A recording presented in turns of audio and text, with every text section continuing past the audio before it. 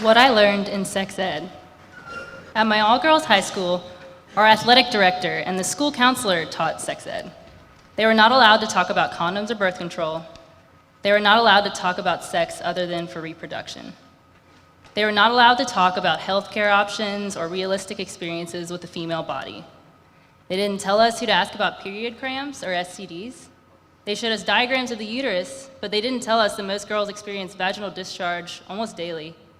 They didn't tell us that this was completely normal and that our genitals weren't gross, like boys said.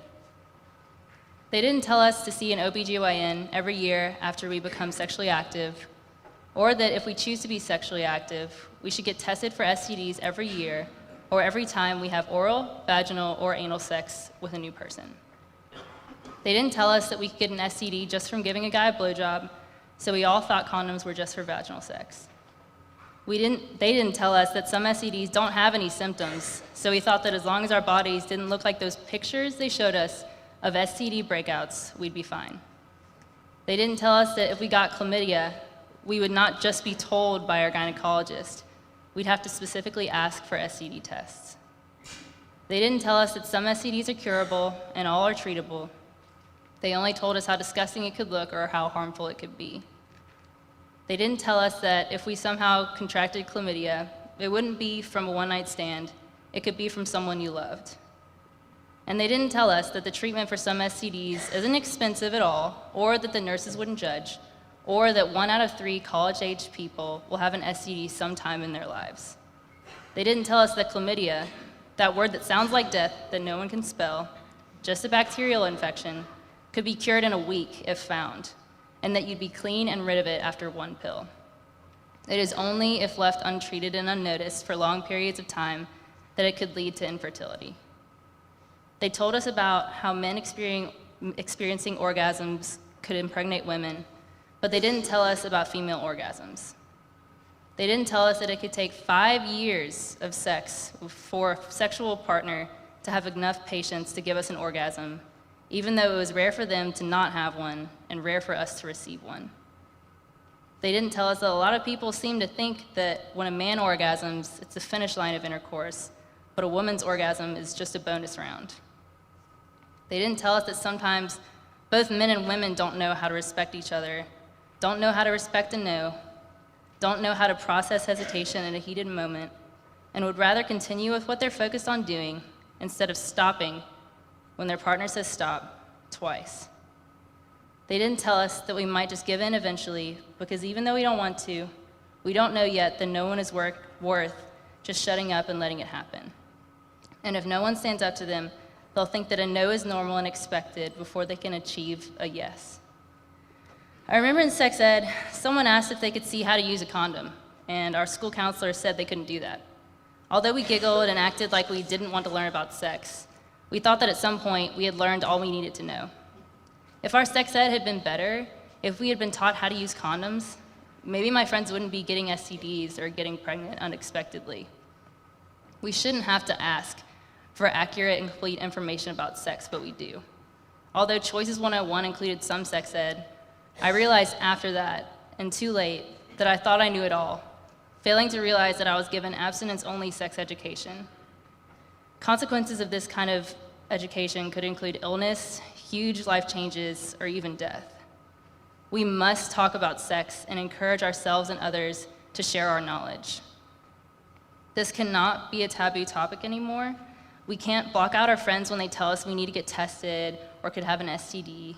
We can't just not use protection with a partner because they seem clean. We can't just wait to teach teenagers about sex because it's too inappropriate or too adult for anyone. We can't keep giggling when people talk about sex or try to teach us about sex. We can't keep thinking we know it all. We can't be blissfully ignorant about the dangers of sex. We can't give up our sexual satisfaction for the benefit of someone else's, or let our orgasms be secondary while our partners are expected. This is our safety, our bodies, our lives we're talking about. And safe, consensual, enjoyable sex is our right.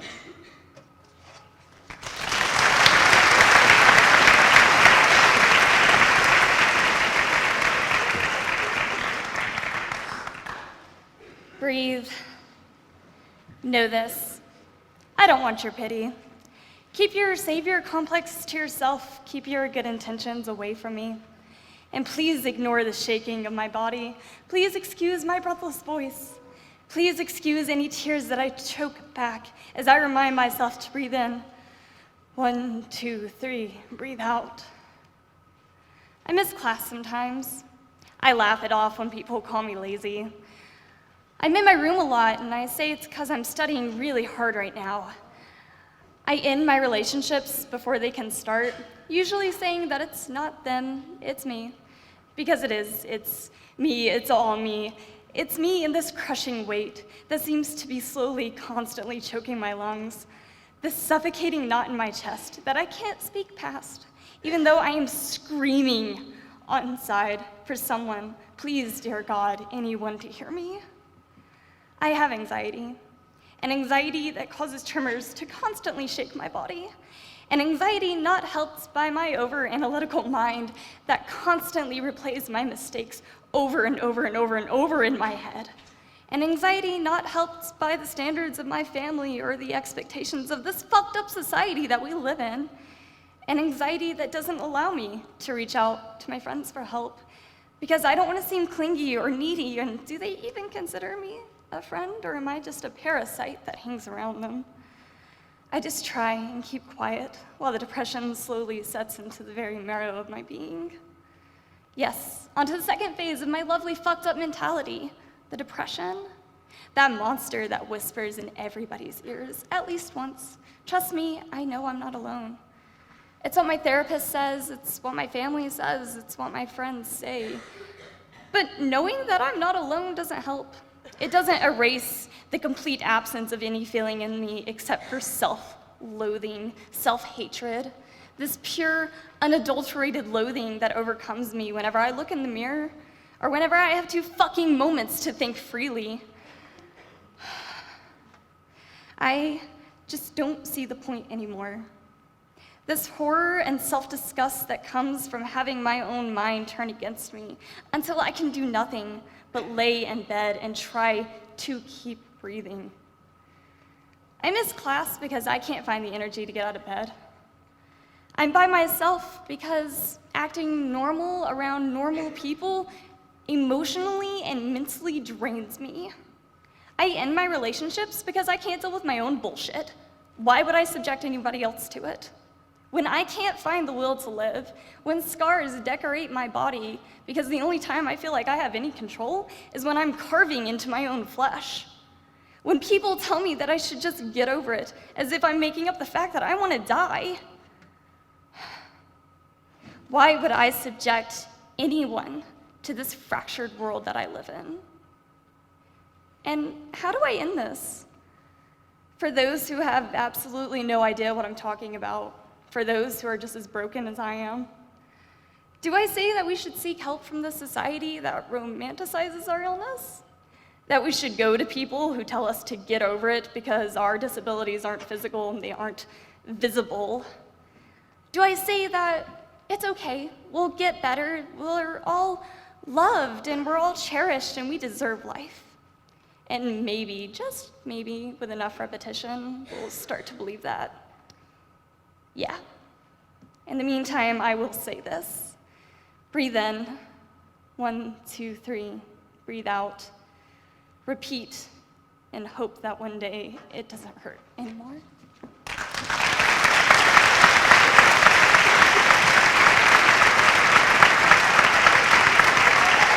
Let's give them a round of applause. You came to a Wicked event. Good for you, straight guys. But now listen up. Because I'm here to tell you that we're not so different, the gay Sewanee guy and the straight Sewanee guy. Well, so I thought.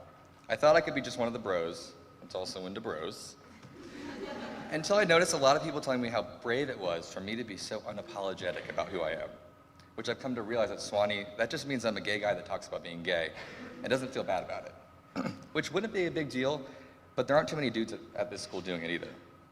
To be fair, there are some openly gay guys who are really working to make Sewanee more inclusive. They're really kicking ass. And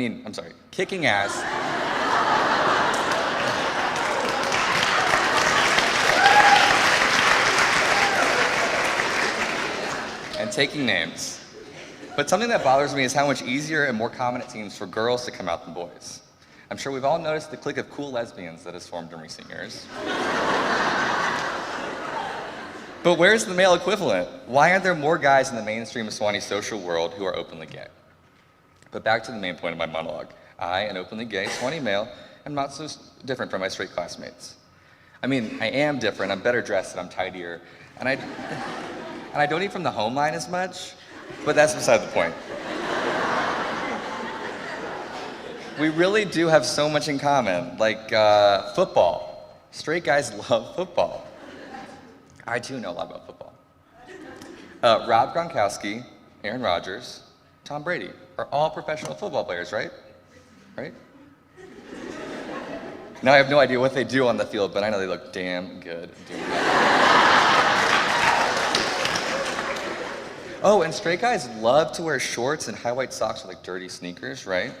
You know what I'm talking about. Come spring, every UF frat boy will be sporting that look. I admit I rock it all the time too. It really shows off your butt and calves. Oh, and the show Entourage, yeah. No, I'm sorry, I can't even pretend to like that one. Straight guys, you can have it. But you guys also share some common interests with me as well. I mean, ATO, I've been to your Viking party. Who the hell do you think you're kidding with that?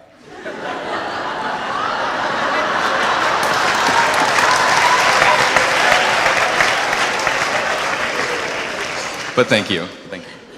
I walked into it and felt like I was on an episode of Queer as Folk. In closing, I love Sewanee, and in general, it has been a very welcoming place to me. But the bottom line is we need to stop patting guys on the back for not being homophobic. It's like congratulating Grandpa for getting through Thanksgiving dinner without saying anything racist. Yes, technically it's a good thing, but shouldn't we hold ourselves to a higher standard? I think Sewanee still has a ways to go in terms of being truly inclusive. And we can only do that if there are more people out and living openly and honestly. We should stop fixating on the differences we have with each other and more on what we have in common.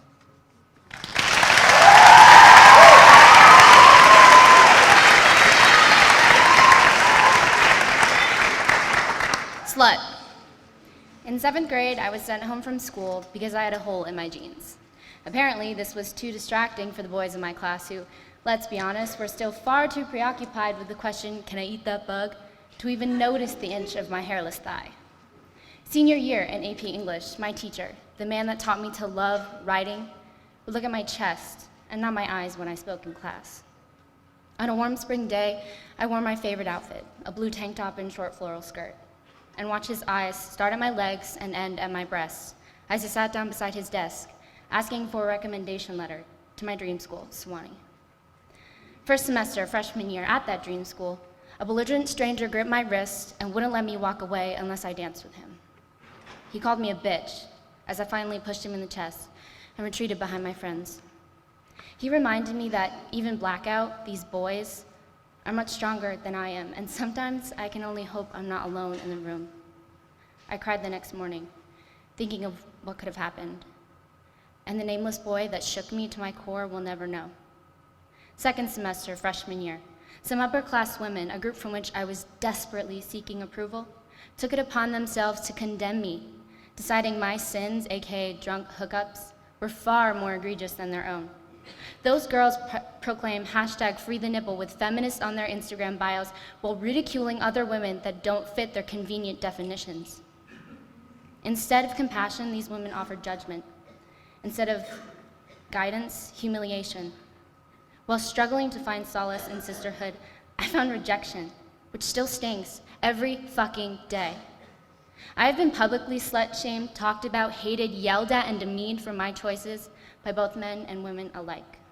So, why do I feel like what were apparently mistakes weren't actually my choices? Why was I burdened with overwhelming shame throughout my freshman year for being a slut? I never even considered the word until someone told me I was. Freshman year, I was stuck between desperately wanting to be valued for more than my sexuality and feeling like the only way to be valued was through appearance. That's what I'm told. That my value is measured by my bra size and whether or not I'll put out. My ongoing journey towards self-discovery has been long, filled with doubt, learning experiences, and yes, mistakes. I have the right to realize and learn from my successes and my challenges equally. I refuse to define the entirety of my freshman year by that hateful word, slut. Slowly, I'm learning the power of no. I've learned how to send a boy home alone.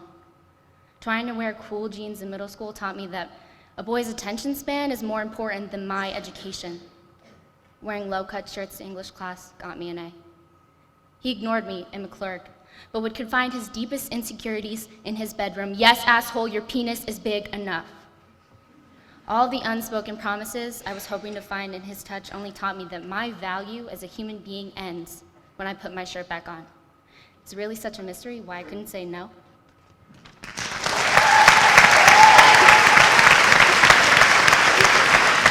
We sit there, chatting with friends about boys, girls, news as if the trauma of last week is forgotten.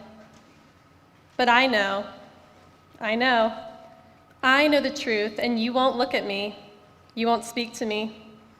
Is it my fault? It is, isn't it? It's not your fault, it's mine. It's mine, it's mine, it's mine. And I don't know how to live with that, to love with that, to be with that knowledge. I sure as hell don't know how to move on from this. You sit there in front of me.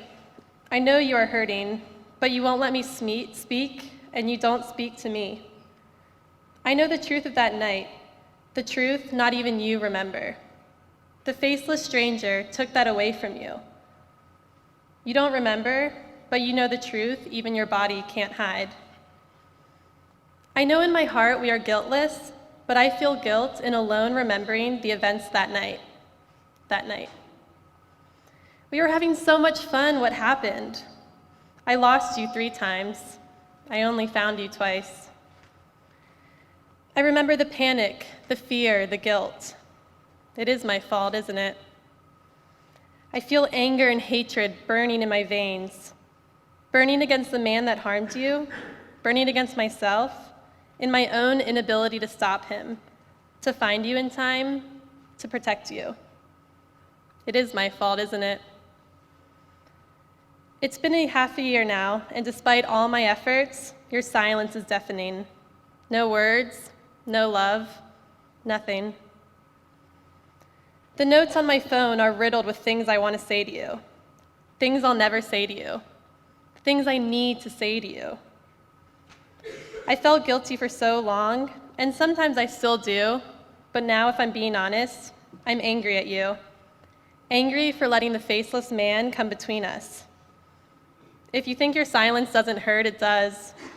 If you think I don't care, well, I do, and I always will. I beg you, break this silence, even if it is to tell me in plain words that we are no longer friends. At least then I can stop waiting, stop wondering. I am always wondering. I hate that faceless man. I hate him. I hate him. I hate him so much. But still, I hate myself more because that dreadful night, somehow, I lost my best friend. I know that you are dealing with the pain he inflicted, and I am dealing with your silence and my own guilt, but the deepest wound I will never recover from is you. Losing you, my friend.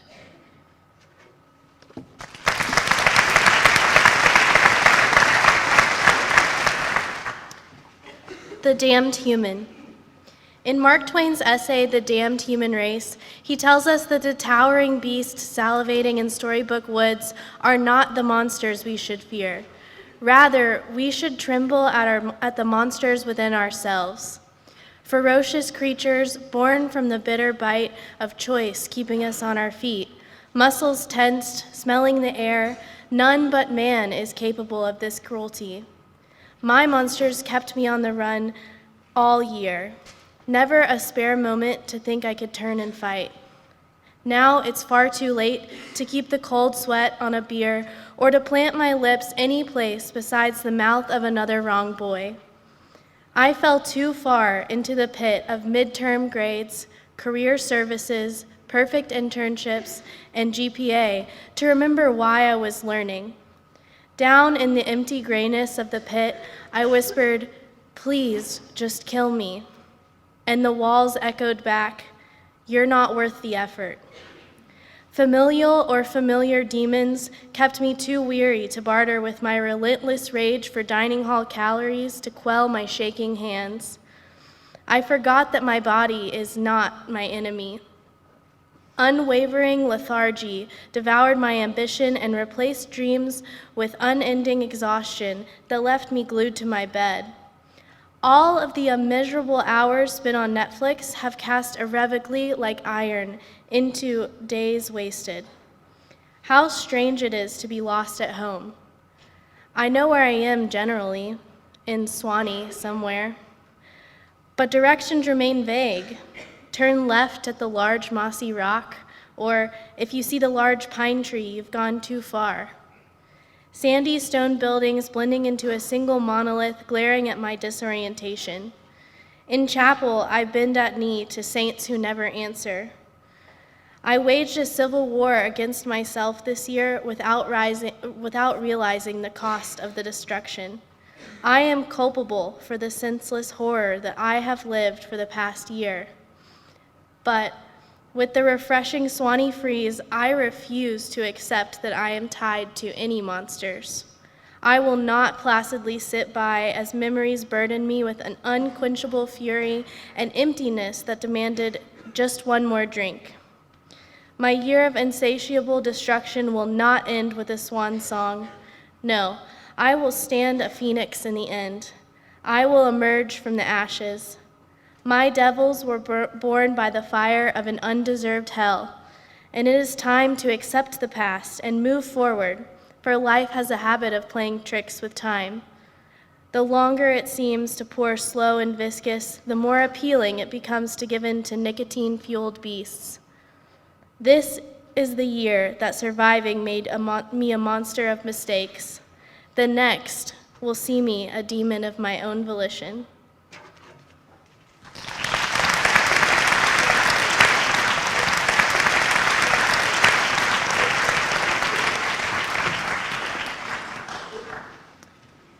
The freshman. I know what you did, and it's not okay. When Sally was a freshman, she came to Sewanee without knowing one person going to school there. The transition was difficult. During her first semester, she wasn't herself. She hung out with the wrong people, didn't make the best grades, and didn't take advantage of the great things Sewanee has to offer. Just like the typical freshman girl, she was young, wild, and very, very naive. She made many careless mistakes that in this grand scheme of things were very minor. However, everything got blown out of proportion, and there was no one there to back her up. She had friends that she never thought would betray her, but they did. This particular semester was a huge learning curve for young Sally. There was one night in particular that she will never forget. It was one of those nights where she obviously was way too intoxicated to be at the party. Something bad was bound to happen. She was at a fraternity house at a band party, and it was too hot inside, so she stepped outside to get fresh air. A bunch of people were out there, and this really good-looking older guy that she had briefly met a few times asked her if she wanted to go get another drink from his car with him. Of course, she said yes. As they walked down University Avenue, she realized that he wasn't taking her to his car. They were going to his room. She thought, that's right, this cute older guy wanted to chill with me, maybe watch some Netflix and canoodle a little bit.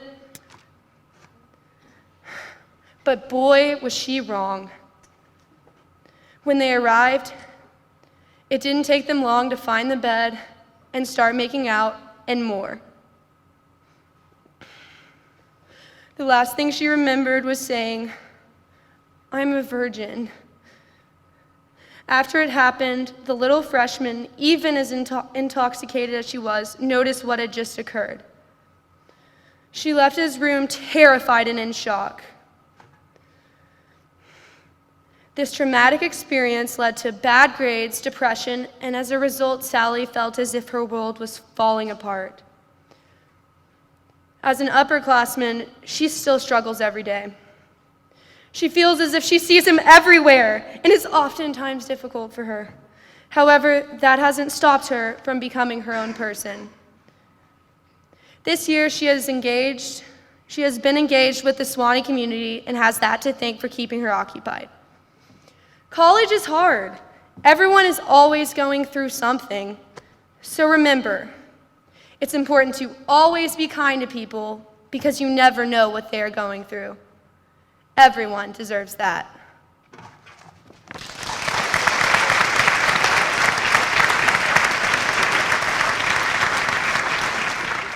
Contacts. I always wear my sister's contacts. I always run out before I have the insurance money to buy more. Or they fold over my eye when I'm driving, and I grab one of hers from the dash. She always has contacts lying around. The prescription from her right eye is close enough to my left, it doesn't really make a difference. She is stereotypically left brain, and I fill in for the right side. You see, we never really see eye to eye. She has always been 4 inches taller, and it also feels like she's been 4 feet better than me at everything. However, my doodles have always been right next to her straight A's on the fridge. When I got a 53 on my calc final, it went right next to her letter notifying her she made the dean's list. I got my first tattoo at 16, and she got her cartilage pierced when she was 20. We both dyed our hair pink last summer. I think we need something to keep us connected. It is a nagging thought and an underlying fear that our friendship would not exist outside of family relations. The idea that we would have hated each other if we went to the same high school terrifies us. Nonetheless, I think we may have hated each other anyway. But I need her more than she thinks because I don't know how to think logically, and after every breakup I have to call her, and she gives me a list of steps. She also tells me when I really need to go to the doctor, and when to stop picking fights with my mom, and when to go to hell. She always calls me and asks what to get people for Christmas. She always gets me something to learn from and proceeds to tell me I'm going to be a lifelong learner. I think she needs me to keep going. I think the distance would be too great for us to overcome if I stopped moving, but I've always moved like a freight train, and she has always moved like a jetliner 15 minutes early for takeoff. I don't know if we've ever been the same speed. We can't connect in the same way, but I know that she hates to hear bad things, so sometimes I have to scream them. She knows I hate to hear them, so she whispers, and her eyes get even bigger than normal, and she leans in real close for a few seconds before she breaks the news. All I can think about is how I wish I had her eyes. I always wear her contacts. I think we're both just trying to see eye to eye.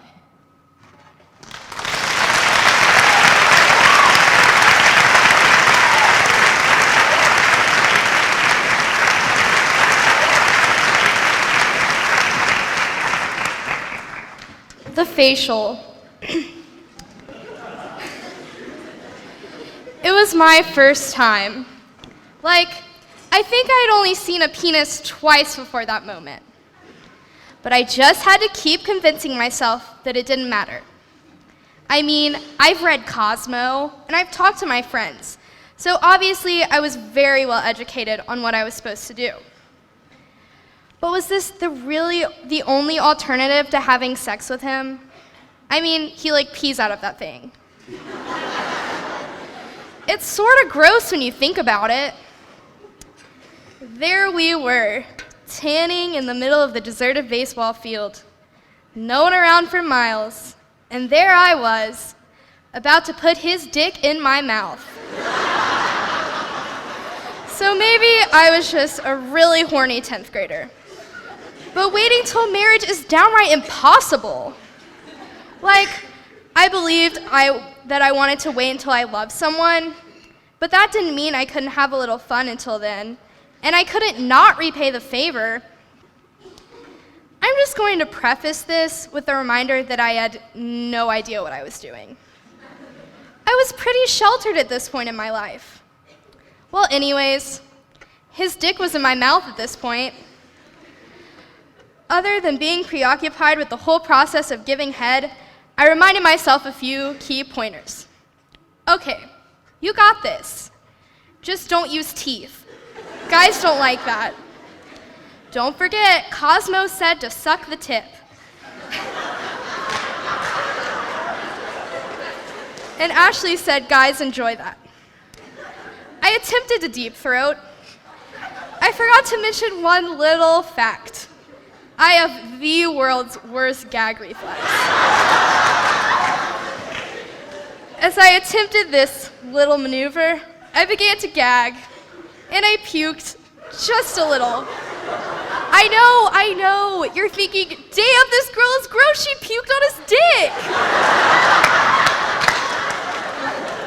Just to clarify, I only puked a little and he didn't even notice. I played it off pretty well, if I do say so myself. Remaining cool and collected, I finished the remainder of the blowjob. You know, doing whatever I thought someone was supposed to do while giving head. I began to feel like this was taking forever.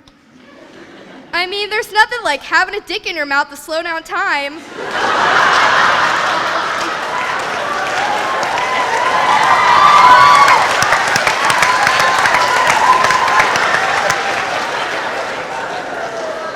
I was a tad bit over-focused on the whole giving head thing, and I hadn't really realized that he had been murmuring something. At this point, I had determined I was over having a penis in my mouth, so I slowly removed my mouth from his dick. As I did this, he came all over my face. Turns out, he said he was about to come.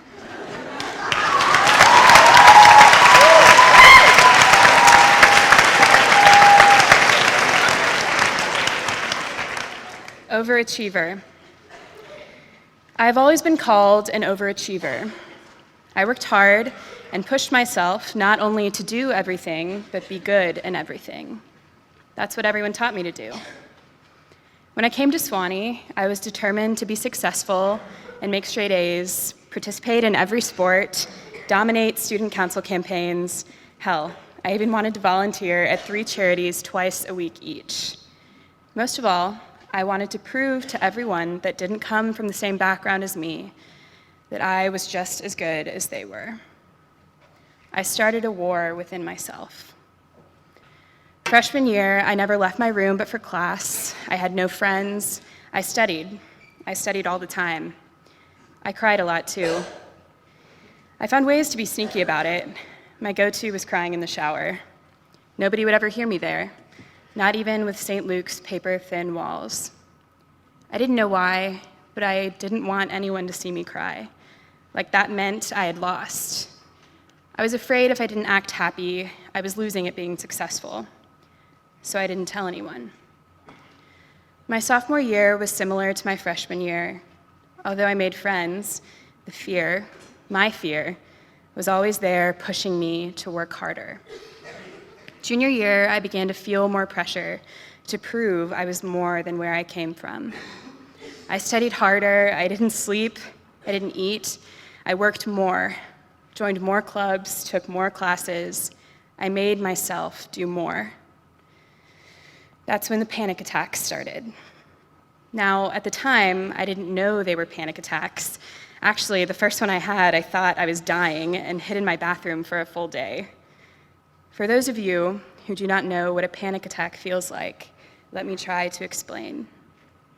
You know that cold, sweat feeling you get when you wake up from a nightmare? That's the first step. The second steps usually come simultaneously for me. My heart races like I ran a marathon, and my mouth feels like cotton has been stuffed in there for weeks. By this point, I know the attack is coming, and there's generally nothing I can do about it. The helplessness and fear drop to my chest, and the pain is a tight, sharp twist.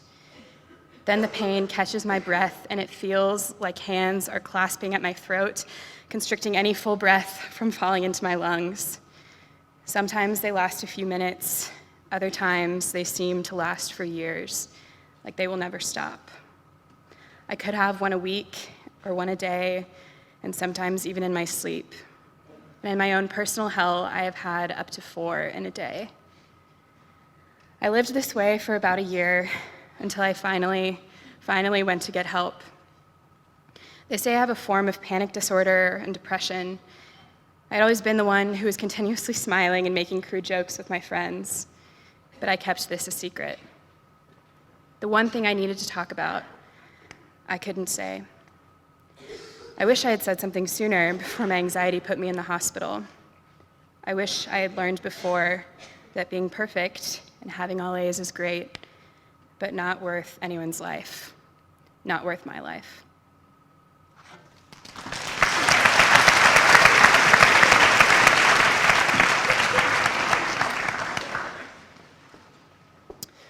Give me some shit, gin, and wagon wheel.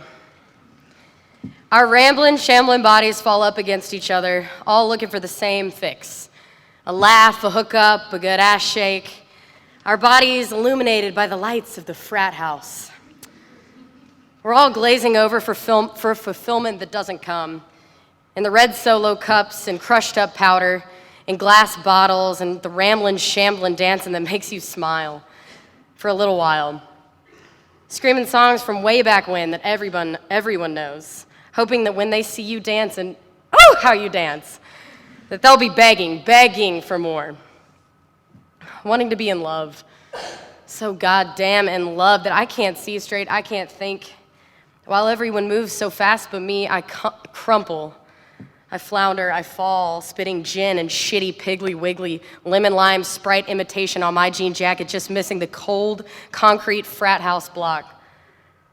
Making tomorrow have an ode to cigs, alcohol, and a sad girl who just got too damn drunk.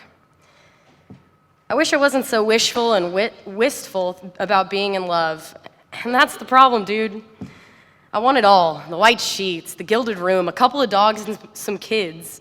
I want it so badly that I crumple, I flounder, I fall. Or I'm standing upright, unsatisfied with it every day. And let me tell you, the hardest part is the everyday. Unextraordinary continues, and the ideal will ever slip through my grasp. The closest I get to the ideal is when I'm 5 or 6 beers in and the fog descends onto my eyes and my vision clouds over. But boy, do I move. I can feel myself in a place when I'm leaving it. I have 1, 2, 3 more, and I'm back where I started. Back on the concrete block, truly gone.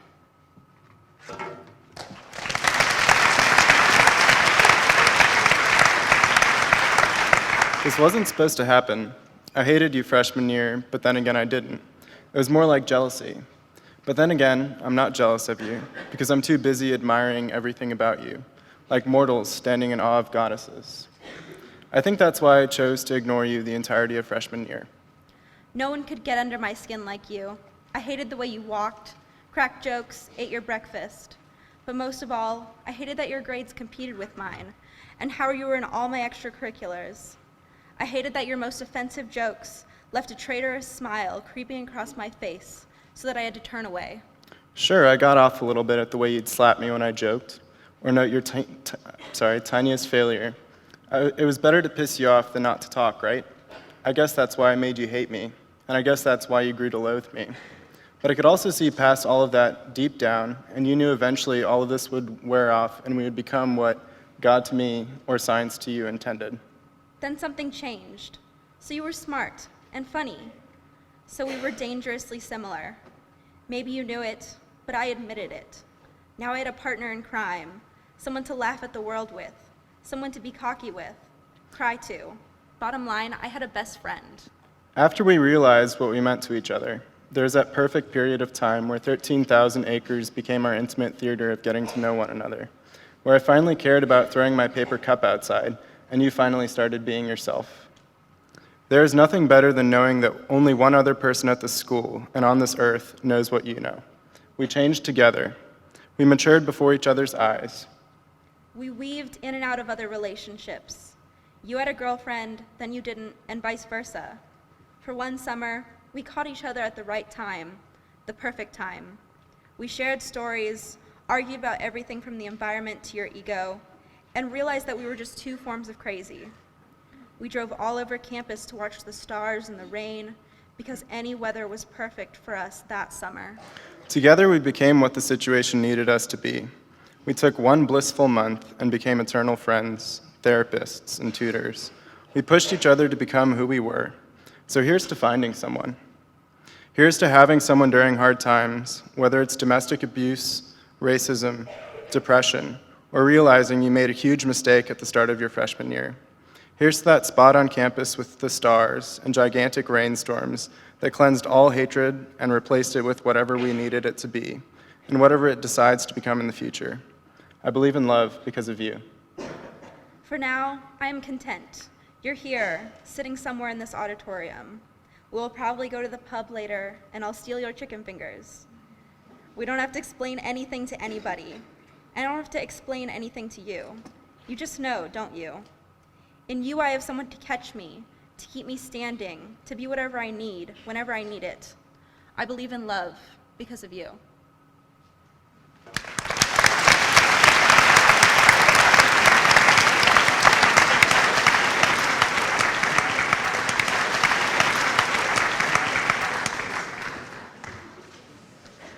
The hands. In my community, the Black community, we don't talk. We don't talk about it. We don't talk about sexual abuse. We don't talk about the hands that scar us. We don't talk about the hands that leave scars no one sees. We can't talk about it because that would make it too real. We've already got to talk about racism, oppression, mass incarceration, the demasculinization of the Black man, and the often ignored Black woman. So the secrets of sexual abuse are pushed to the very bottom of the list. We ignore it, we suppress it, and we leave these issues hidden on a shelf. So we don't talk about it, about the hands that should never touch us, the hands that leave scars on our hearts and drown us in nightmares. We don't talk about the hands holding us underwater. We are suppressed yet again by the weights of a sin that was never ours to bear. These nightmares leave us breathless under an invisible water that continues to hold us down, and these waters are the memories that drown us at night. These are the waters that we search through on many endless nights. At the bottom of empty vodka bottles, these waters are the lines that we carve across our skin. But these waters were never our seas to travel, and yet we are the ones touched by these hands. We are the ones forced to search through waves of these nightmares for our lost innocence and broken hearts. We look up from these waters, these nightmares, alternately, searching for other hands that may see, but we are drowning, and we are dared never to speak. These hands belong to the people in my community, not to strangers, but to fathers, mothers, uncles, brothers, and cousins. So we don't talk about the hands that sneak into innocent bedrooms at night. We don't talk about the people that steal innocence in the middle of the night. If they touch us, we provoked it. We asked them to give us their sins. We asked to be taken advantage of. We asked to be abused because they know we'd never speak. These hands forget the holes that they have left on our bodies and in our hearts. We don't need eyes to know these places, to remember them. We know exactly where they are. We know the hands that have left a shame on our skin, one that never washes away. And even in the darkness, we know these hands. We've memorized them as we try to forget, trying to forget every inch of our skin that they have been burned in our minds to never quite be the same again. And we don't talk. We don't talk about it. We don't talk about the hands that should never touch us, the hands that should never have been laid on me. In my community, in the Black community, we don't talk about abuse. We talk about racism, oppression, mass incarceration. But we keep stories of abuse silent in the family. And this is where it starts and stays.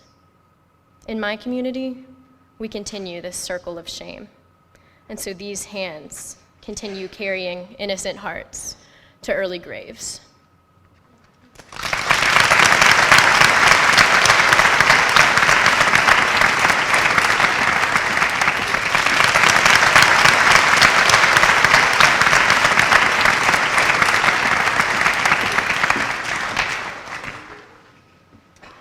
Thank you.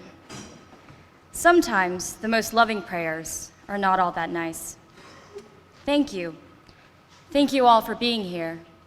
Thank you all for listening. And most importantly, Thank you to the person that tried to assassinate my character by lying on me. Thank you for showing me how to organize a group of people who do not necessarily believe me, but will consider what you have done to people on this campus from a historical and contextual perspective. By this I mean, you know what you have done. They know what you have done. And the system knows what you have done. Let's talk about it like we're at a restaurant, like choosing from a buffet of options or males and females. You always chose a new member class, freshman class, every year to prey on.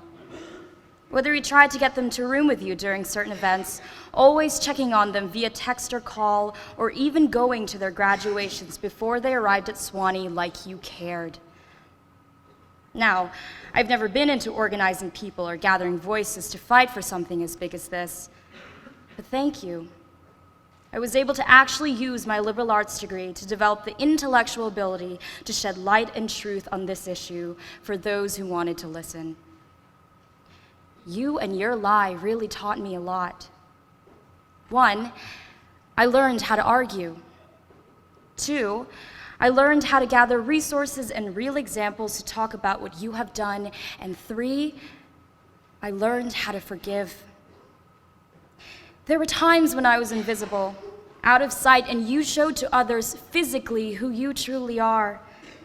There were times when I felt like I was going crazy, and you showed who you truly are. I am forever thankful for you. I am thankful to know that to an extent, justice has been served, that you were almost sent where you belong, away from this place you don't deserve. So long to your text to guys, hey, have I ever made you feel uncomfortable? So long to your text, hey, I don't know what you've heard about me lately, blah, blah, blah, to remake friends while we all know the truth. So long to your death glares that you gave me last semester. So long to you. But I'll keep the lessons I learned. Thank you.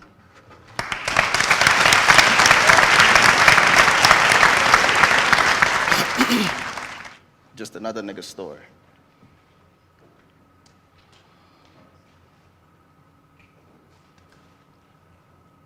I was told that we don't live in a place where the system was built to keep the people that look like me down, and I was also told that sometimes silence can be louder than any other sound, so I'll give y'all a warning. After these next 10 seconds of silence, all I'm talking about is how my black kings and queens got snatched the crown, so if there's anybody afraid about what's about to come out of my mouth, please leave now.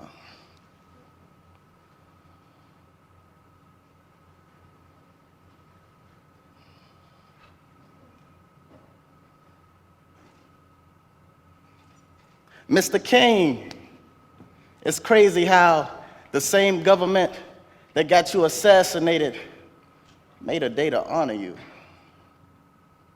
I guess the US is the only where they do that at. Wait, you hear that? The silence from the black boy that could control the room just by stating facts. Wait, you feel that? The rage and the cowards in the crowd that's gonna have so much to say, but when it's all said and done, gonna hide behind yik-yak facts. That's the problem with a lot of people. Instead of listening to understand, you rather hear us just to say something back and wonder why when we try to send a message, it always fails. Look at me. So I can make sure that everybody can tell that I ain't telling no tales. Rest in peace, Tamir Rice. And every cop on that scene deserves to be in a cell, and somebody had a nerve to ask me how they connect with me. I told him I'm 21, but if I think backwards, I could have got shot at 12 as well. What you telling me? You telling me that you could kill my black brother and beat the case? Then call us failures when y'all the reason we oppressed in the first place? Then call us crabs in a bucket when Y'all the reason we in the bucket in the first place? Because in the words of my bro David T, a crab deserves to be in the sea, swimming with all the different color fish freely. We not free. Now everybody want to look at me confused like, how, B? Because instead of shackles, they shackled us mentally. Instead of lynching, the police use us as target practice. Because statistics say their fear lies in the biggest and the blackest. They shot Tamir Rice faster than you could say Black Lives Matter and called it justice. They wonder why to this day, we believe the police can't be trusted. I don't know about y'all, but I'm fucking disgusted. Because I'm at a school site where if you don't cite, you'll be out of sight. But in the same site, rich folk rape girls on Saturday night, but be in All Saints on Sunday morning praying to Jesus Christ. Can I bring that back if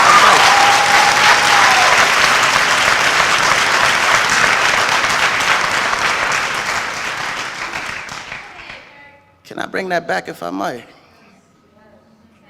I said because I'm at a school site where if you don't cite, you'll be out of sight. But in the same site, rich folk rape girls on Saturday night, but be in All Saints on Sunday morning praying to Jesus Christ. Yikes. Somebody got some explaining to do. Mr. King, if you heard my last poem, you would know that I had a dream too. But it's crazy how neither of our dreams might just come true. Because I'm still being taught to be silent rather than make white folk uncomfortable. I guess instead of listening to the facts, we'd rather be Ray Charles to the truth. Now tell me that's logical.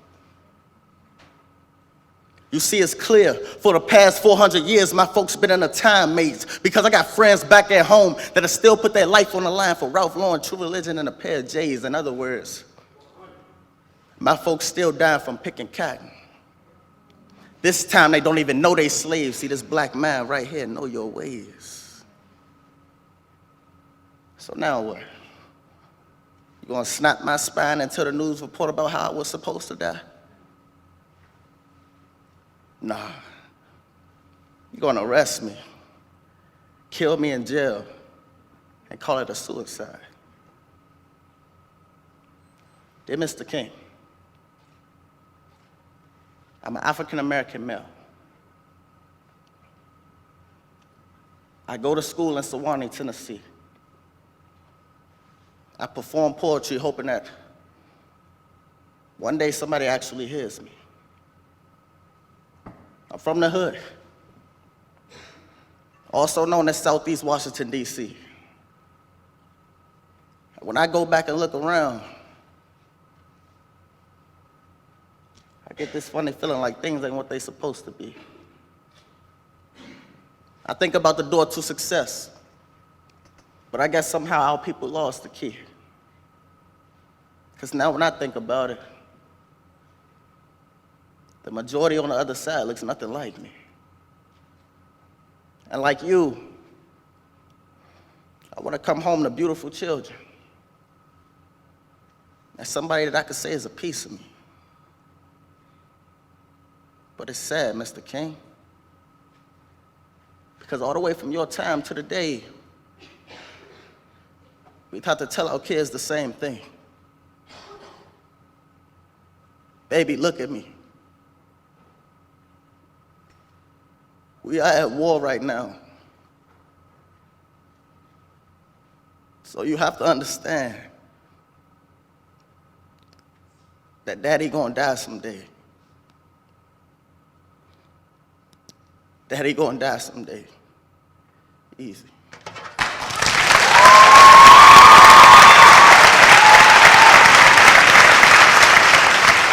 Now, for those of you who have not ever been, there are exactly 3 hot tubs in the Fowler training room. The trainer explained that I would sit in the tiny far right tub, submerging my damaged butt. Immediately after entry, it hit me. The most powerful jet I had ever seen, felt, or heard. It slammed me right there. Right in my lady parts. Feeling violated, I scooted away toward the middle of the tub. That was all before the football players arrived. In swarms they came, in droves. They stripped down and popped into the hot tub like flies. The trainer escorted one over to my tub and told him to submerge both legs to the knees. Automatically, I moved backwards to accommodate the big beefy legs that would be sharing my hot tub space.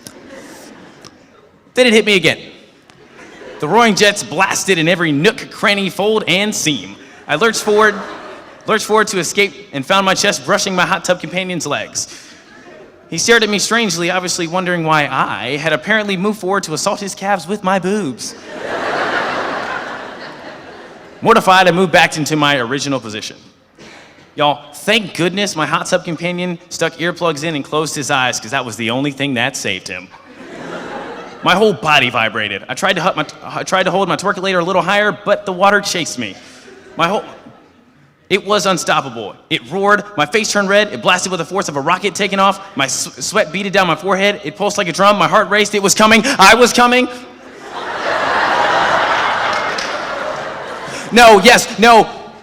Yes, I clenched every muscle I could clench. I clenched like there was no tomorrow.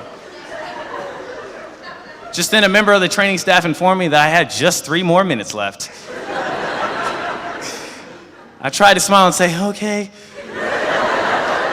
But it came out all huffy, and because the trainer distracted me, the Jets won.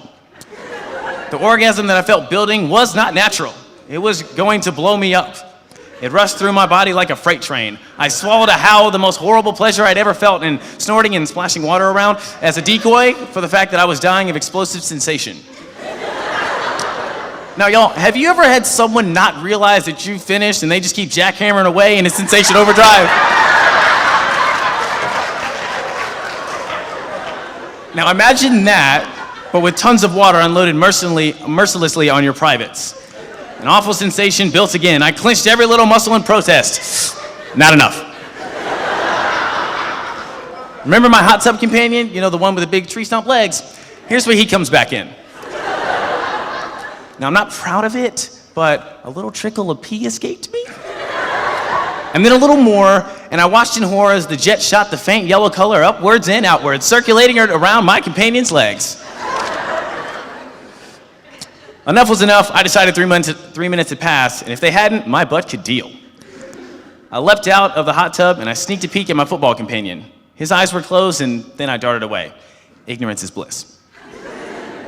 In closing, I would like to formally apologize to the training room staff for the desecration of their hot tub facilities. I would like to apologize to my football companion for the desecration of his lower legs. And finally, I would like to apologize to my noble boyfriend, whose tongue, though skilled, can never produce an orgasm that could top the relentless jets of the Fowler Room train. Lies so good they heal. Lies so good they're almost real. Lies so bad they just don't make sense. Lies so bad they can't be covered with incense. Lies so good you're walking free. Lies so good, you're about to receive a degree. Lies so bad, he'll never know. Lies so bad, he can't trust any beau. Lies so good, your record is clean. Lies so good that they can't be seen. Lies so bad, he's forever hurt. Lies so bad, he's been left in the dirt. Lies so good, you can still smile. Lies so good, it was almost worthwhile. Lies so bad, we don't talk anymore. Lies so bad, I think you're just a whore. Lies so good, you can rest easy.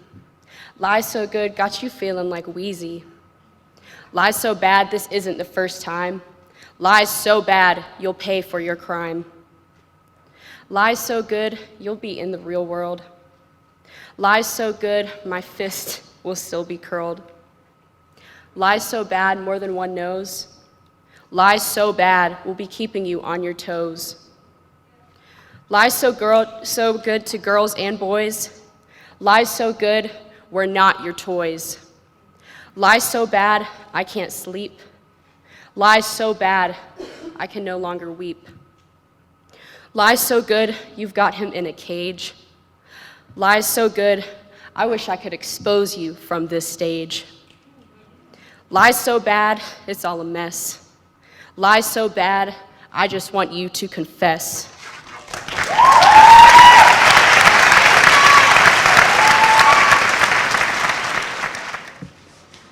Green Fairy Sagittarius.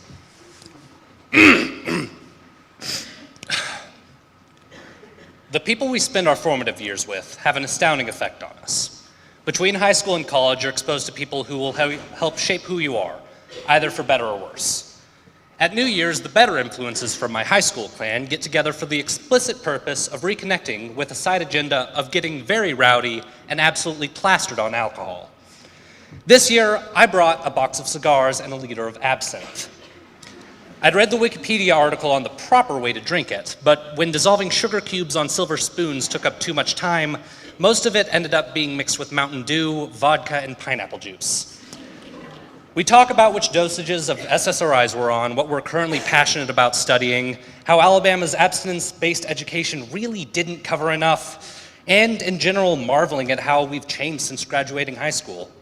In old days, the people you spent your formative years with ended up drifting apart, both suddenly and slowly as your fellow prom crashers, unreciprocated crushes, and first sexual experiences end up taking jobs and internships in New England and across the West Coast. As midnight strikes, we put on fake mustaches and a champagne bottle gets sabered, again, learning how to do this properly from Wikipedia, and imbibe and smoke on the back porch. It's the catharsis of coming into a new year, like a phoenix which from the burnt ash of the old self emerges into a new form. But really, it's more a shivering cluster of 22-year-olds smoking cigars on a porch, sticky with blue grenadine. Eventually, we hobble back inside. I stay on the porch with the host, cleaning up the shattered glass and trimming the ends off the unfinished cigars. The two of us have fought in the past in a masculine adolescent fury of hormones. But now the two of us have softened and can peacefully recognize each other. The old slights we gave each other as children are healed at this point, reduced to laughable anecdotes about brutalizing each other with pine cones at recess, or the horrid love triangles that we've since grown wiser from. The bad is turned into good when drawn through forgiveness and reanalyzed with an appreciation for cosmic humor. By 4 a.m., we're playing King's Cup and drinking that horrifying turquoise cocktail, swirling with the essential oils from the absinthe and the sugar of Baja Blast. An ethereal movement I understand as an interaction of oil, water, and alcohol. Drunk enough at this point, we spill our guts about our newfound sexual identities and lost virginities, gradually rediscovering the people we've always known. It might be too soon to say, but I'm not sure I'm going to have that same kind of connection with people who I will graduate in May with. Those I'm the most fond of are already too geographically distant to justify an annual reunion, or might have graduated already or will after me. Some have dropped off the mountain completely. These friendships had definite starts, cemented while bringing water to those sick with alcohol poisoning, passing cigarettes and joints, and watching Korean bootlegs of Lord of the Rings half naked on a sorority couch. Their ends are still ambiguous. I am only certain of one thing. I will never hold a misplaced nostalgia for the bad times. I've broken up too many fights, driven too many sobbing women back to their dorms, and navigated through too many dark, uncertain paths with those dear to me. I've received too many slurs that have fostered my own self-doubt in my identity, forced down too many hot beers, and spent far too much time around individuals who found those things and much worse to be worthwhile means of fostering brotherhood. I may never again share a drink with those who willingly opened up their stories to me, and I am not obligated to toast with those who willingly indulge in the increase of cultural psychopathy. When we wake up around noon, tired and hungover, the green fairy buzzing about our head should be a fertile omen, not one of malicious envy.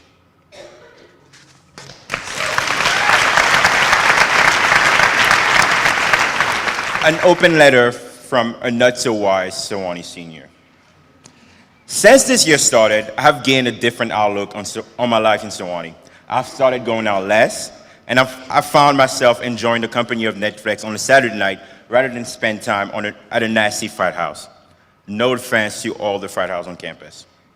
I also found myself regarding the freshman class with a disgusted but concerned look, while internally asking myself if I was ever that horrible as a freshman. So I decided to write this letter to offer some advice to the freshman class, because I like some of them and I want some of them to succeed. So here are my words of wisdom. Listen and listen well. Take note, because there will be a quiz at the end of this monologue. I'm serious. First, please calm the fuck down.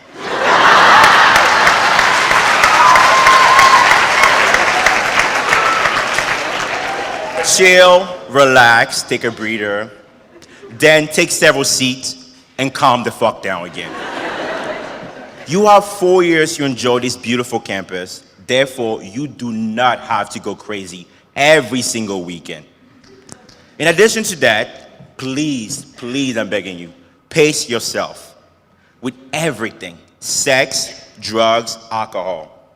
Again, pace yourself with everything, especially drugs and alcohol. Be careful of your action. Your first mistake could be your last.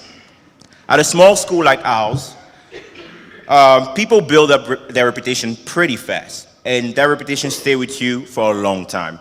You don't want to be known to be, you don't want to be popular for being able to chug an entire handle of an aristocrat.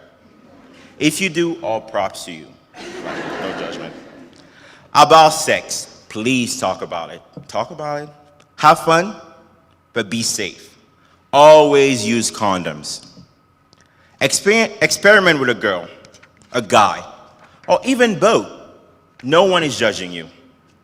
But I will judge you if you take advantage of anyone. So make sure you ask for consent. I cannot emphasize this enough. Make sure you ask for consent. Make sure that your partner gives you the consent. Whether it is a yes or a no, take it and respect it. When it comes to academics, remember why you're here. Just to refresh your memory, you are here on Sewanee campus. You get an education that will prepare you for the rest of your life. I'm not saying don't ever go out to late night gamma or to that party at SA. I'm just saying make sure you go to class, do your homework, apply yourself, and do not party all the time.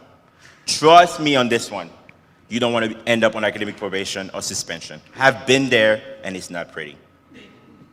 On the positive side, have fun, learn, meet as many people as possible, make friends. Don't be afraid to step out of your comfort zone, but not too far to the point of no return. Try to know somebody new every day, someone outside of your social circle, someone outside of your pledge class, someone outside of your living community. Take the time to get to know the people that work here, the wonderful staff in Clerk, the amazing people that work in the BC, like Dean Hagee, Ms. Barbara Banks, and Rob McAllister, and the incredible Michelle Howell. Trust me with this, getting to know someone never hurt anybody. Treat everyone the way you want to be treated. We're a community. We should all respect each other. Be kind, be nice, be respectful, help one another. Just spread love and positive energy. Finally, love yourself first. Learn to accept yourself for who you are. Take care of yourself spiritually, mentally, physically, and emotionally. Like my brother Jonathan will say, know your worth. And don't let anybody treat you less than you are worth. I say all this because I care about each and every one of you. Definitely some more than others. I might not know each and every one of you on a personal level, but as part of my community, the Sewanee community, when one of you get hurt, I hurt too. Please take everything that I said tonight to heart. I wish that a senior had taken the time out of his precious senior time to share words of wisdom with me when I was a freshman. Thank you for listening and have a good night. Hold on. Wait a minute. Why not? Come on, let's just go upstairs. Why not? I promise we'll go to sleep. Why not? My high school abstinence-only sex ed class was taught by an infertile 40-year-old raisin. She stood before my ninth grade health class in a cramped choir room, preaching like an evangelical pastor. She was there to put the fear of God in our hearts. You'll get called a slut, she proclaimed. You'll definitely get pregnant, she threatened. And you'll catch an STD like me, she added, eyes suddenly tearful. She described different ways to enjoy a life of abstinence, starting with the woman's first line of defense, a clear no. When practicing the art of repulsion, there are many strategies to avoid the B-list horror movie threat of the penis from outer space. We practice lies like, I have my period right now, and I'm not like other girls, and the dogs are watching. She was preparing us for the greatest war of our lives. Men were all Neanderthals wielding rock-hard persuasion guns, willing to nail any of us, the coy women who couldn't possibly reciprocate their interest. Afterwards, I was armed with lies, a vague idea about gonorrhea, and no understanding of birth control. Thank you, Governor Robert Bentley, and every other educator from Alabama.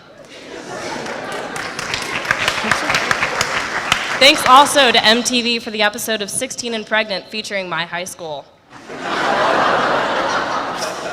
So how did I end up 6 years later in college and struggling to remember all of those one-liners, trying to make him stop asking, why not? Can I come upstairs with you? He had asked after I tried to send him home. No, I responded. It was hard, but I used the final word. I did it. That meant he had to give up, right? Why not? This I was not prepared for. The raisin taught me how to maintain my virginity, but that no longer applied. I had succumbed to the vile manhood years ago. I had lost the war. Years after I signed the treaty, was I being forced to fight another battle? For the first time in my life, I wished I'd paid more attention in health class. Unfortunately, I actually care about this boy. It would be so much easier to reduce him to one incident, consider him worthless, and move on. Considering how small he made me feel that night, it wouldn't be undeserved.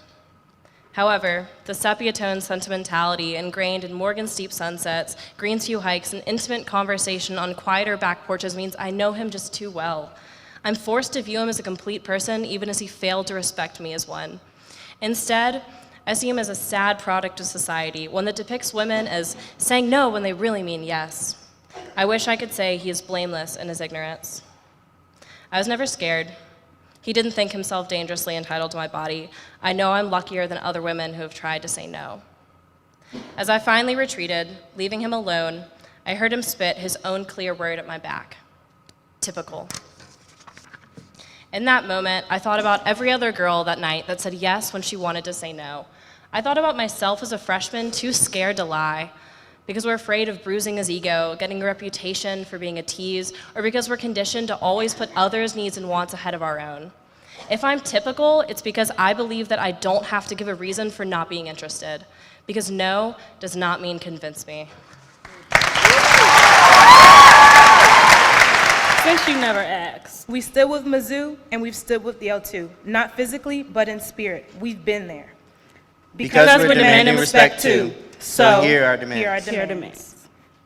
Our basic human rights, our basic student rights, because Sewanee has fallen short on creating a cohesive student body. We demand to be seen as students and not as diversity quotas. Less than 50 students of color in the freshman class is not enough.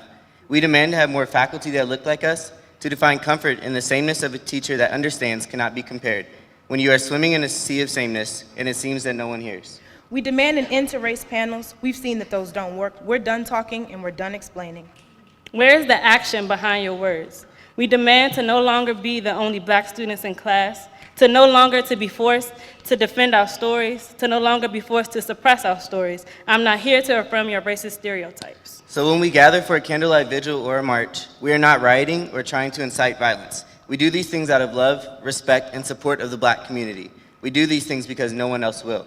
So when we say Black Lives Matter, we mean just that. We demand a mission statement that speaks to diversity in name. What is our mission? What is our purpose? The University of the South is an institution of the Episcopal Church dedicated to the pursuit of knowledge, understanding, and wisdom in close community, in full freedom of inquiry and enlightened by Christian faith in the Anglican tradition, welcoming individuals from all backgrounds. So do you see what we're saying? We want to see that all backgrounds means race, sex, religion, economics, and gender. Put all backgrounds into action, admit them into this institution, and make them feel welcomed. Why is this hard? Why is diversity controversial? What is the value of diversity when diverse students are constantly overlooked? Don't leave us sidelines. Don't ask for change only to play at wanting to diversify. If money from your alumni donors is more important than me, then be straight up. Don't string me along. Why is tradition more important than me?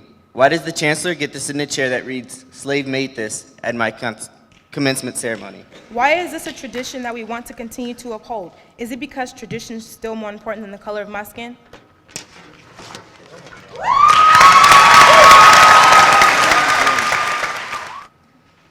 Do you remember how you used to tuck me in at bedtime when I was little? Sitting in the dark, you would make up different ways to say I love you. I love you to the moon and back. I love you to the tip of God's top hat. Your favorite was, I love you up to where the rain begins. A phone call woke me on a steaming summer morning 7 months ago. When I answered, Dad said your surgery had failed. A tumor was strangling your intestines, infections were spreading, and you were on life support. I was in Sewanee, 800 miles away. Turns out the day your mom dies feels like any other day. Your mind wanders. 13 hours on the road, and all I could think about was what I had been doing the day before. It was 4th of July weekend, and Dr. Haskell led a walk on campus for some high school kids. Near Humphreys, he stopped at a tree, and he told us that if bugs attacked it, pheromones in its roots and leaves would alert other trees to the danger. We picked up handfuls of mulch, and he said that billions of microbes were at work in the dirt, decomposing, consuming, respiring, expiring. Hold the dirt under your nose, he said, smell it. And molecules from the soil will enter your bloodstream through your lungs, become part of your body. If a molecule gets used to build or repair our bones, it stays inside us for the rest of our lives. Around Knoxville, it started raining. It poured for hours through Bristol and the Blue Ridge, and I could barely see the lines on the road through the storm when Dad called again. He said you were so tired that it was time to go. He put the phone to your ear, and in the last hour of your life, I had to think of something to say. Full of morphine and attached to machines that kept you breathing, you probably couldn't hear me. And thank God, because what was there to say? Even in the mercy of your silence, how was I supposed to say goodbye to you? Just tie it off, hang up on a life. I wanted to get home while you were still alive, to be in the same room as you one more time. I realize now that I just couldn't accept this was happening.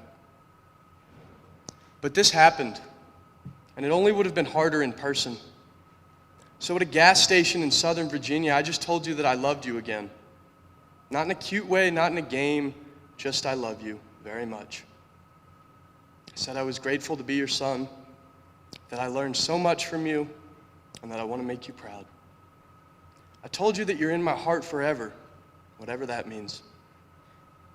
Dad said you recognized my voice, but that the person that I loved was gone. Gone where? If the you that is you wasn't with your body in a hospital bed in Philadelphia, then where was it? Where have you gone? I'll never know. I can't believe in any heaven I've ever heard of. I can't believe there's something for us beyond right here. But this life is no less a mystery to me than the afterlife. Not knowing how to know, I believe what I am told. And if I can believe that trees are whispering to one another, that there are more living things in a handful of dirt than there are humans on the planet, if I can take a breath of that dirt and make it a part of me, carry it with me in my bones until I die, then some little boy inside me can believe that you were gone from that hospital bed when I called. That you were already out there above me on that storm-swept highway. That you were up where the rain begins.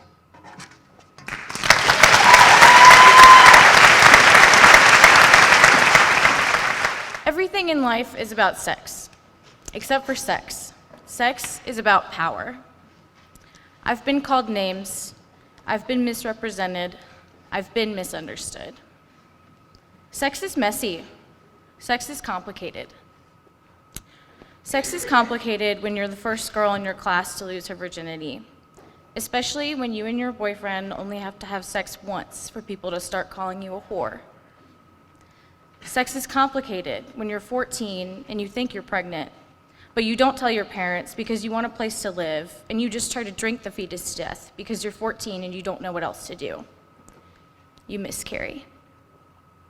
When you're 15 and you black out on wine and wake up to 4 male friends redressing you, and your friend picks you up off the floor and asks you what you have done, sex is complicated.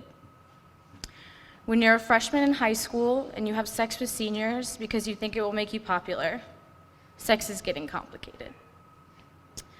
And when you realize you're bisexual and you have your first girlfriend, and because sex is complicated, she cheats on you not 1, not 2, but 3 times, and you start to fully understand the power of the penis.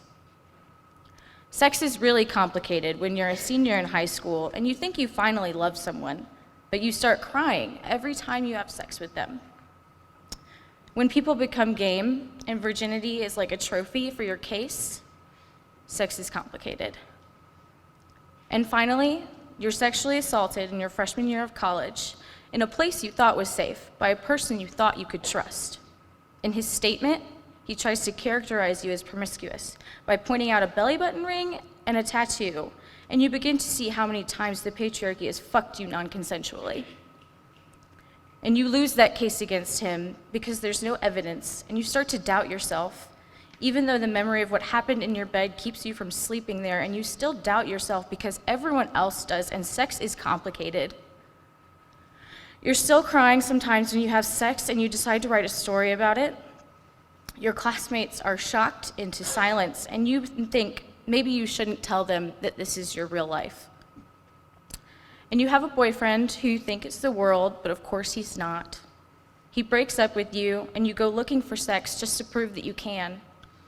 You go home with a boy who's wasted, and you're sober, and you ask, and he says yes, and you feel unsure, but you do it anyway.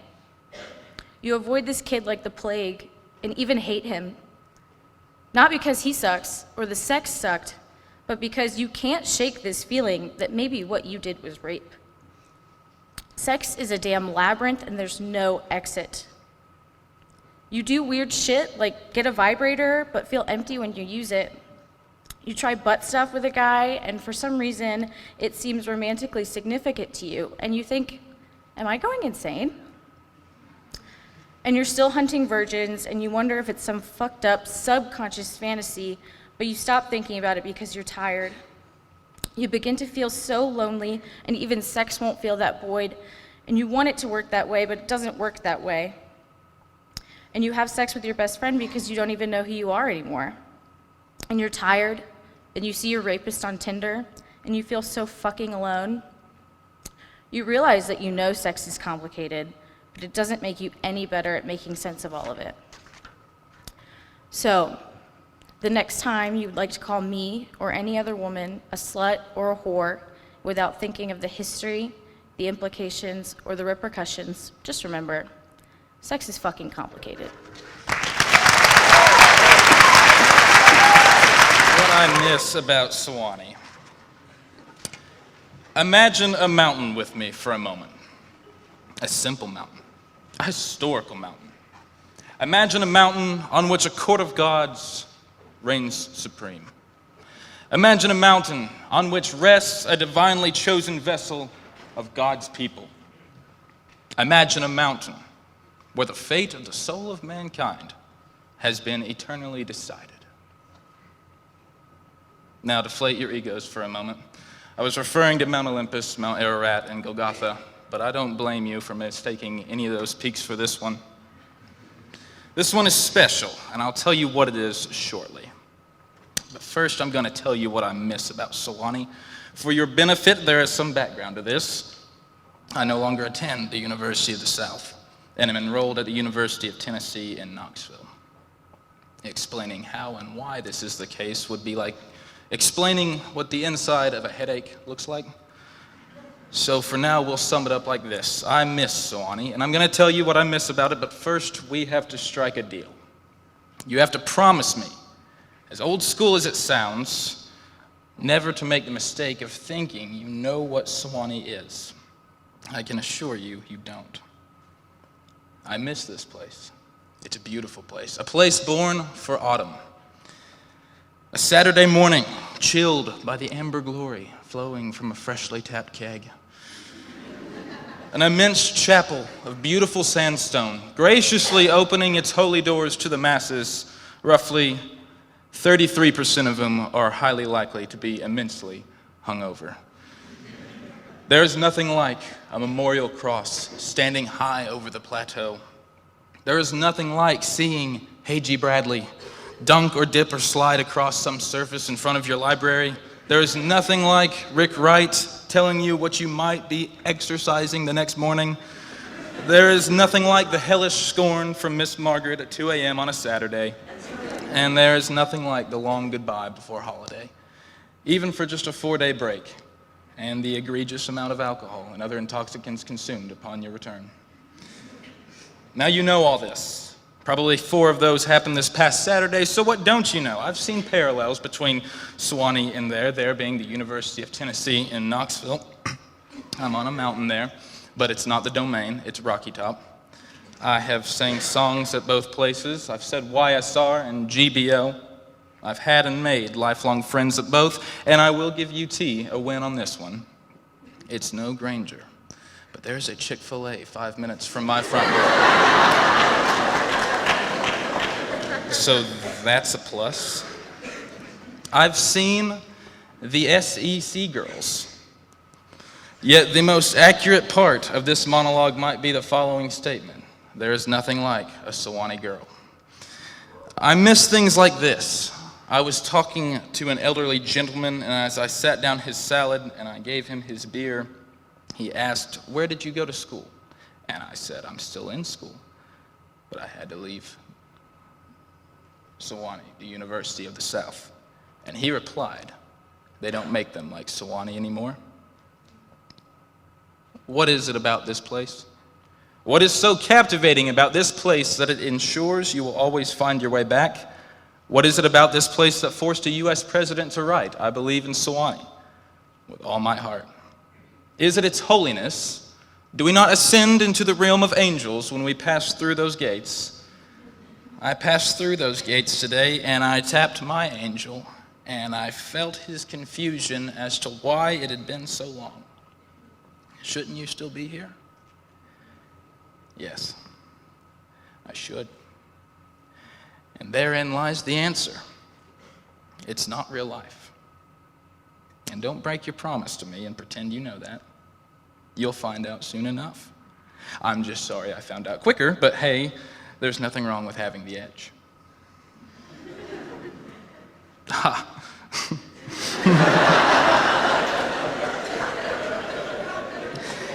It's not real life until the friends, the weird people you see and live habitually among here in the mountains are only seen once or twice a year. Not even that. I could give you a phone book of people I was not ready to not see every day. But life happens, and I thank the mother that Sewanee gives her kids the patience and fortitude to face, accept, and overcome the fickles of real life. I miss my bike. I miss fires outside. I miss Saturdays here, and I miss you. This school prides itself on the written word and its education thereof. It's distinguished in its reputation for literary mastership, and it instills excellence in writing on its pupils, even me. And yet writing this was one of the most difficult things I've ever done, because you can't miss Sewanee. You can't miss anything about Sewanee because Sewanee becomes a part of you before you know it. And again, don't break your promise to me by pretending you know it already. Whether you have 3 months or 3 years left, do your damnedest to enjoy every single ounce of this heaven on earth, because going down the mountain isn't the same thing. Wear your gown, because down the mountain they aren't a thing. No one knows what they are or what it takes to get one. They refer to it as a robe. Don't think you're judged. Don't think you're pretentious for wearing it. Wear it. It's the greatest tribute to Sewanee you own. you'll miss them when they're gone, and you'll wonder why exactly it stayed in your closet. If you've been abroad, you know that after a while, after keeping up with the snap stories of the egregious things PKE is doing at any given time, you start to miss all this. Enjoy it before you miss it, without the promise of a return. There are hundreds of thousands of stories about this mountain, and that's what this mountain is. It's your story. Make your story right before you stop writing.